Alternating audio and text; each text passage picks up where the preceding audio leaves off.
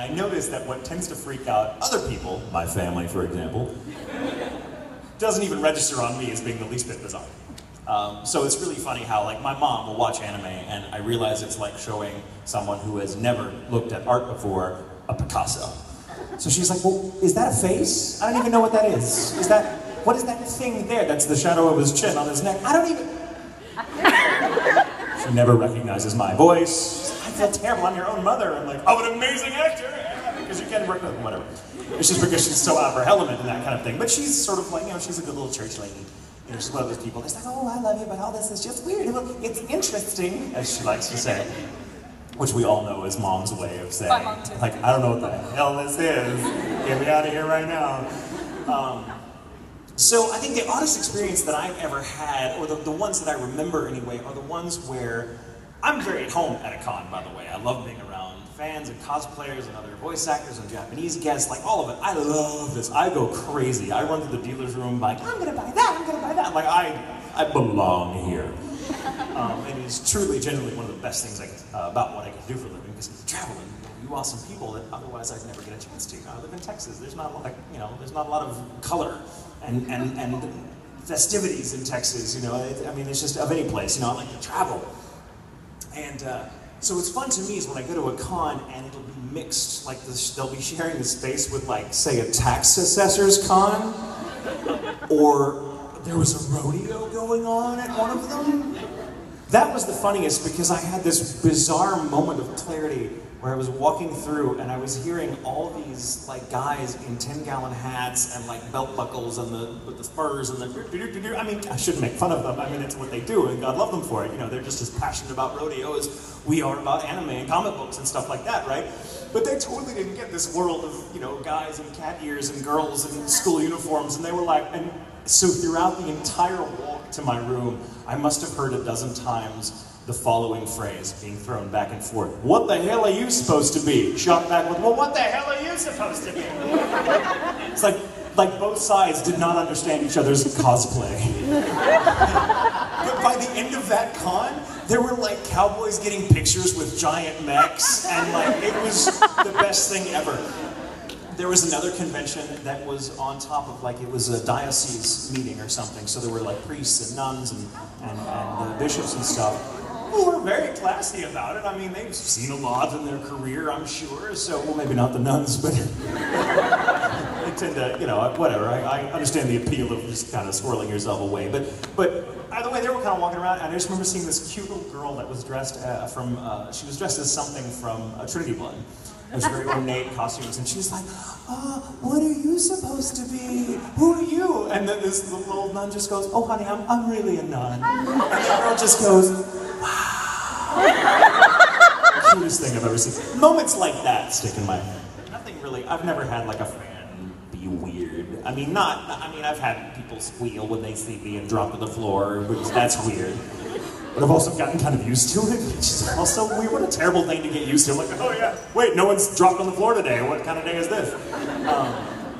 But it's not, the moments I remember when kind of the culture clash, when it's like the tax assessors going, what the hell is going on? I'm scared, all these people are having fun. Fun frightens me. I'm gonna go to my room now and cry into my $6 beer. So, thank you, darling. Thank you for answering my question. It's okay, you can clap. Hello! Hello. Like your shirt. Thank you. It's my favorite shirt. When you were little or a child, did you expect that this was what you would be doing as an adult? No idea.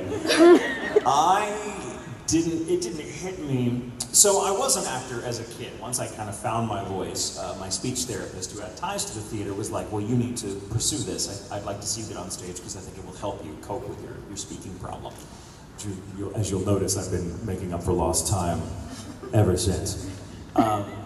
So I did this, I acted on stage a lot from the ages of about 9 to about 20 or thereabouts, and loved it, loved everything about it. I've been in a lot of plays and stuff, did a couple of on-camera stuff.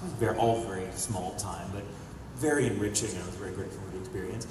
And then that time came when I had to sort of decide what I wanted to do with the rest of my life. We all know that terrible time, right? When you're like 17, 18, 19, and everyone's like, you have to decide now, no going back, which is such a BS, by the way. I still don't know what I want to do when I grow up. So I decided to pursue another path. I didn't want to pursue acting because I'd done it long enough that I kind of felt like, well, I really enjoy it, but I think I just want to do it on the side. I don't think it takes a very courageous person, or a very crazy and courageous person to kind of try to make a living in acting. It's a very, very difficult profession to pay the bills with. And I had the crazy down pat, but not the courage so much. So I pursued, more a safer route. I actually had a bunch of 9-to-5 jobs to pay the rent, and I thought that's what being an adult was. I'm like, oh well, I hate my job, but I'm paying the rent, right? I'm growing up, and that was everyone I knew was like, oh, everyone. Well, we get together on the weekends and have a few drinks and complain about how horrible our jobs are, but we throw our passions into our hobbies, our avocations, be it music or writing or cosplaying or what have you. And then, so I didn't act really for the better part of a decade when I happened to, and I'll tell the story even though I've told it before because I think it's germane to your question. So I was approached by a friend of mine who worked at Funimation, Christopher Bevins, who's an incomparable human being. I love him. He's incredibly creative. He's also a taskmaster of a director. And he just called me up out of the blue one day. We'd been friends for several years, and I was aware of what he did, working for the Dragon Ball Z folks, which I thought was super cool because I grew up on that. And he just kind of approached me and called me up one day and said, hey, so I'm working on this show, and I'd kind of like to try your voice out on this character because none of the usual suspects are working out. And my line producer's kind of breathing down my neck about always using the same people, so I need some fresh blood. And I was like, oh my God, you're so thoughtful. No! Because the idea of taking up the mantle of that profession again terrified me, and it was voice acting, which I'd never done. I mean, I'd always done stage stuff and a little bit on camera, so voice acting I had no frame of reference for, and I thought, well, I'm gonna be terrible, so thank you, but no thank you. And he called me again the very next day and proceeded to act like we hadn't had the conversation we did the day before. Like, hey, so I'm working on this show and I want to try you out. I'm like, no, the answer's still no, Bevins, thank you, but I don't think I'd be worth your time.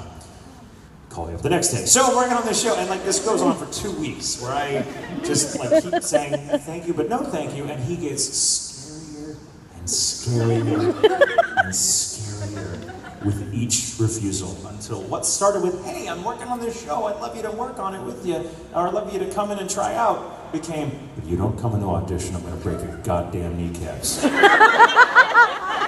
If I have to drive you in, throw you in the booth, and hold you at gunpoint, you're going to audition. He's like, look, you're not going to get the part. I'll just be frank with you. In fact, it's better if you suck, because then I can tell my line producer, see, get off my back. All the new people suck. I have to use the old ones. So come in, you'll blow, we'll laugh, and never speak of it again, okay? Help me out. So under protest, I went in on a Sunday afternoon, going, oh, it's my Sunday afternoon, I gotta go. Oh, I only have 2 days off from my crappy job, but I gotta spend one of them doing this thing for my friend who won't leave me the hell alone. He's totally like, I gotta go voice act now.